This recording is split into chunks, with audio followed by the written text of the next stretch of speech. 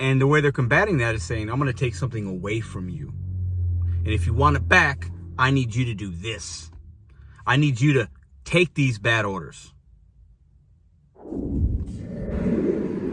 Step into the office. This video is not clickbait. I don't do that. But I wanted to get your attention because I have an opinion on some things with some data and some facts to back it up. But it's also opinion. And I want us to think about where this is going. Let's get right into it. For those of you that don't know, my name is Pedro Doordash Santiago. You can call me Mr.BetonYou. And I do Doordash, Uber, Instacart. I've been doing it full time. How long's it been? Year and a half? No. Yeah, year and a half. Full time. But I've been in the gig economy about 2.5 years. I've been working my way out of doing it. It's very part-time right now for me. And I use it as a stepping stone, as I think most of you guys should. Now, I started with Doordash. The base pay was $3. Now it's as low as $2. And that's not a stack order. $2. Usually it's $2.25, whatever. Doordash is, obviously the base pay has gone down. So when I talk about algorithm and things like that, I'm talking about that plus other things we're going to discuss today. About a year ago, they sent an email out saying we're going to lower base pay, but then we're also going to give you more for longer trips. They gave us scenarios and examples, and sometimes they matched, sometimes they didn't. Right now, I see orders that are 15 miles going for $3. It's absolutely absurd, right? So for a little while, they were giving us more money for longer trips because they saw that nobody wants to take that, or not enough people want to take that. And now they've ceased to, they ended that. You're not getting more money for long miles, usually. You might get a little bit more, but usually it's still not really good, okay? Now I see this.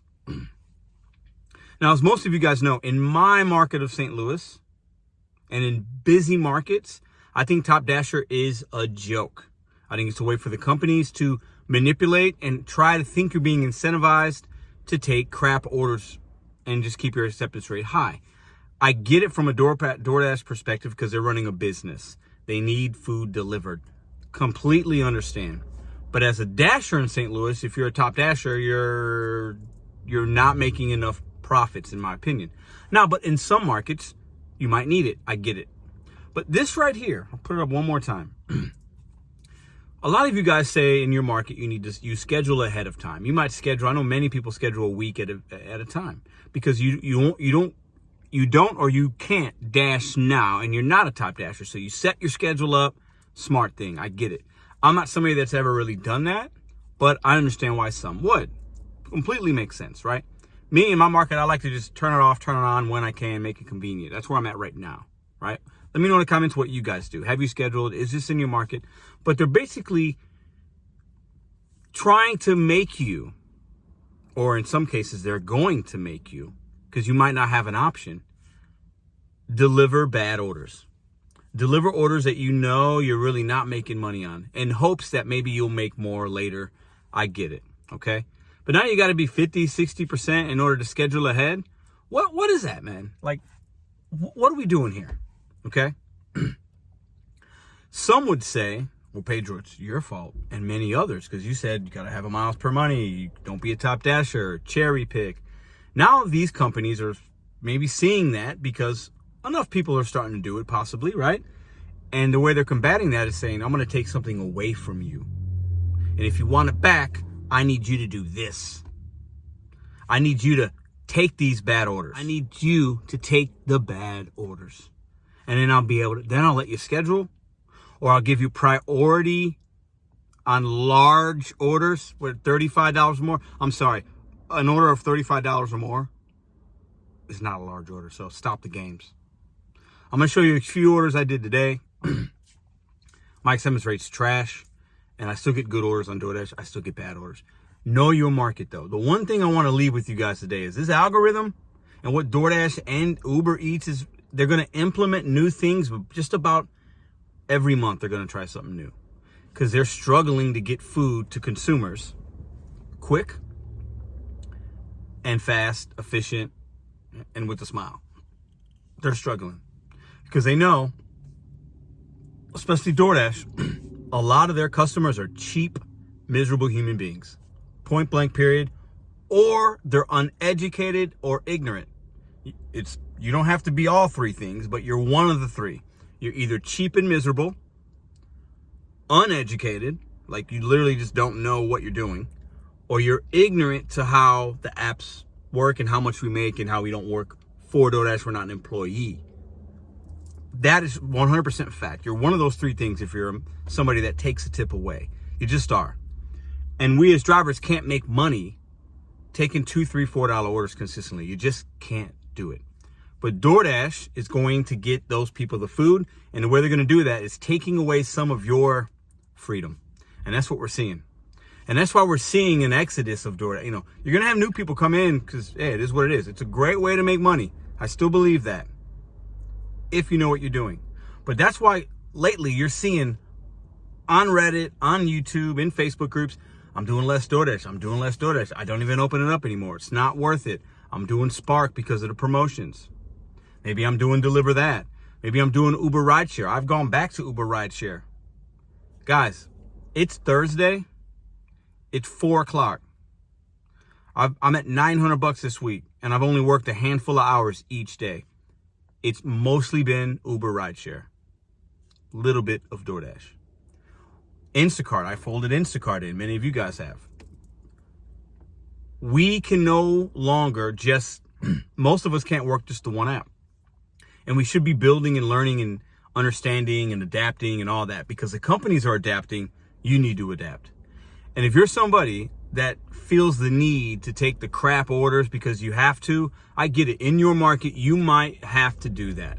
So I'm not going to say you're doing something wrong. But what I am going to challenge you with today is how long can you sustain that? Are you making money by taking those small orders if you have to take a lot of them? I don't know. You have to answer that for yourself. Have your own personal conversation. I'm just asking you to ask yourself that. You don't have to answer me. But you have to come up with an exit strategy. You have to come up with what is your next, this is a stepping stone. What's your next move? The companies are going to, at some point, in my opinion, base pay will go to $1 something with DoorDash. I've been saying it. It's going to happen. And then they will also, I could see a minimum acceptance rate coming into effect at some point. I just can.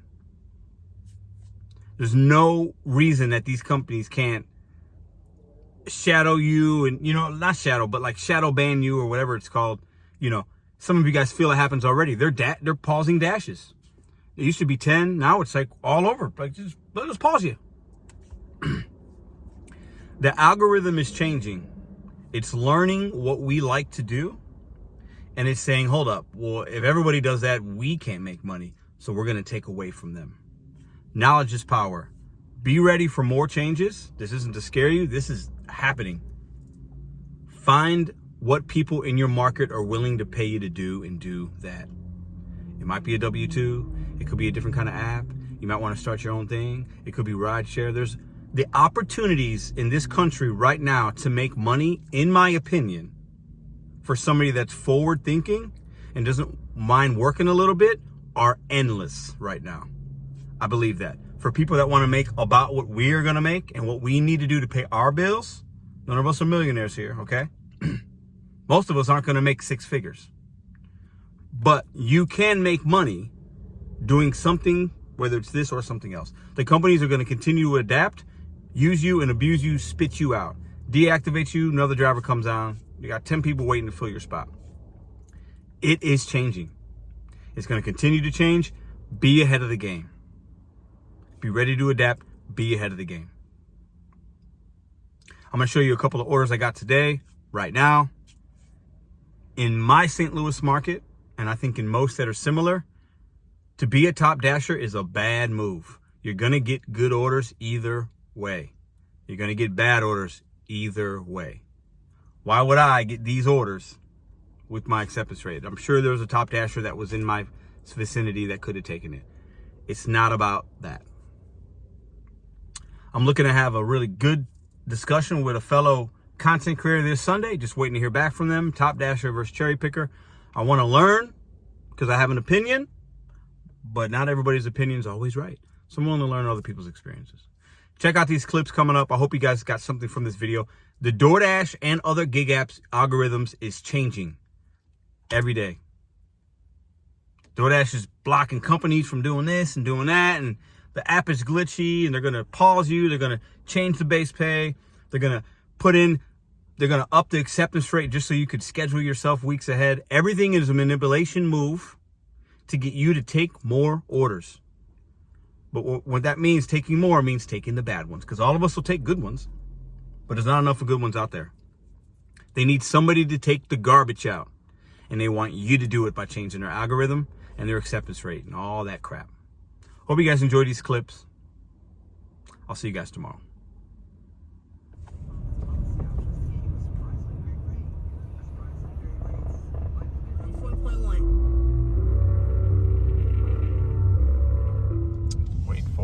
Wait for it. A little arts action. You guys see it? Boom, there it is. Go ahead. Thank you.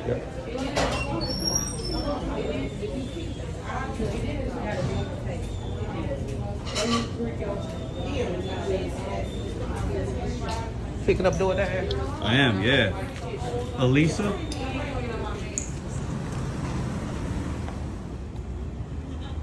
$17.75 with the low acceptance rate. Interesting.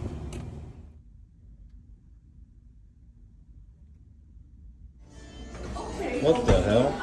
You feeling it? What? That's the name on the order. Some of these customers nowadays on Uber, I've seen on DoorDash too, but it seems like more so on Uber, they be putting in these weird names just to be funny, I guess. Let's go see who we drop it off to. So this is an apartment complex, and they give me no apartment. These customers out here, you feel, what's going on here? Like, what is the main problem with human beings in ordering food or hailing a ride? What's the main problem? You see that building, y'all see it, look. What's wrong with these people, man? What's wrong with these people out here? So let's go on a scavenger hunt. Well, there's the building right there. Okay, there's the building. Now, where do you live in that building, young lady? Or young man? Hello? Yes. I have a delivery, but there's no address. Oh, it's 7010 Church. It's on the upstairs in front of that brown. Right, I got brown, that, but it doesn't give me an apartment. So what door do you want me to meet you at?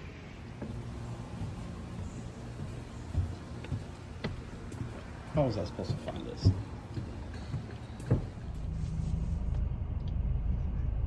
Some of these people out here just make me laugh.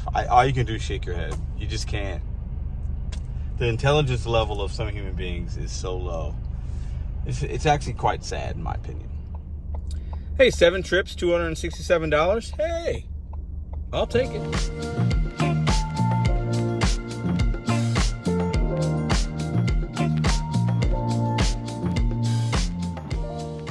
If you like this video or others, check out this one here. Consider hitting subscribe. Let me know what you think in the comments.